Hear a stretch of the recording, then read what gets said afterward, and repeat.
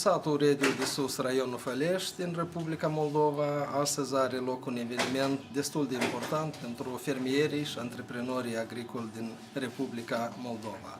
Ei s-au reunit aici în cadrul unui proiect ambițios care se numește Remitențele dezvoltă comunitățile din Moldova, finanțat de Guvernul Austriei, care are scopul de a promova practici și modele de dezvoltare durabilă în sectorul agrar.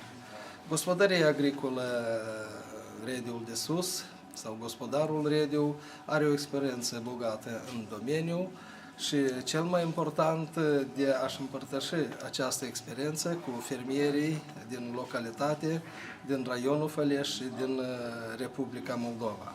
Iar în ultimii ani chiar și cu cei din Ucraina și România.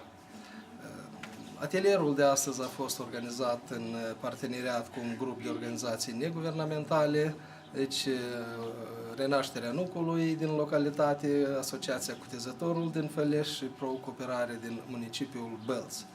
Trebuie de menționat faptul că astăzi la Rediu de Sus au venit fermieri din mai multe raioane, afară de cei din Fălești au venit din Orhei, Telenești, Glodeni, Râșcani și alte raioane din regiunea de nord, fiindcă, eu știu, slava acestei firme agricole a mers departe peste hotarele raionului Fălești. Experiența domnului Chictenco a demonstrat astăzi că fermierii care au venit după cunoștință, după o experiență oricare, au rămas foarte interesanți, demonstrând și întrebările care au fost puse. Și pe parcurs, în cadrul vizitei, la pepinieră, la livadă, viile fermei respective, sper că fermierii respectiv o să aibă ce vedea, o să aibă ce lua ca să le adapteze la condițiile sale și să le aplice. Astfel de activități socotim noi că sunt foarte utile pentru fermieri, antreprenori, fiindcă și noi în ultimii ani ne ocupăm cu promovarea și crearea unor modele de agricultură durabilă. Deci anual organizăm câte o vizită de studiu cu fermieri în regiunea Cernăuți, Ucraina, anul trecut la câteva firme ecologice certificate din județul Iași și sperăm că anul acesta să continuăm. La Rediu de Sus au mai multe activități similare de genul acesta. Anual are loc de o conferință internațională de unde participă crescători de nuci sau oamenii interesați de a-și crea o plantație de nuci, atât din Republica Moldova cât din Ucraina și Republica Moldova.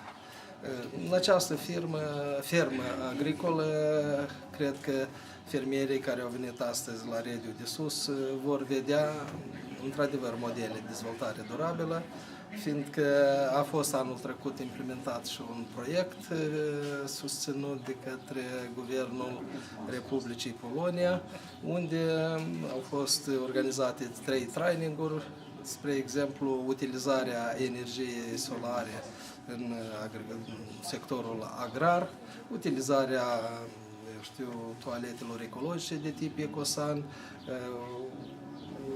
Au fost realizate o șir de investiții, așa, construindu-se compostoare pentru compostarea deșeurilor biodegradabile. Au fost instalate 4 panouri fotovoltaice, o instalație eoliană, așa, pentru producerea curentului alternativ. Sunt și alte inițiative interesante care fermierile le pot prelua și utiliza în gospodăriile sale.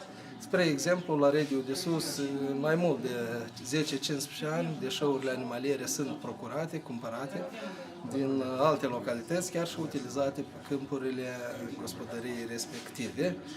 Deci, putem crește și fără cantitate enormă de îngrășăminte minerale, alte substanțe otrăvitoare, deci utilizând mai mult îngrășămintele organice, adică deșeurile animaliere și cele biodegradabile.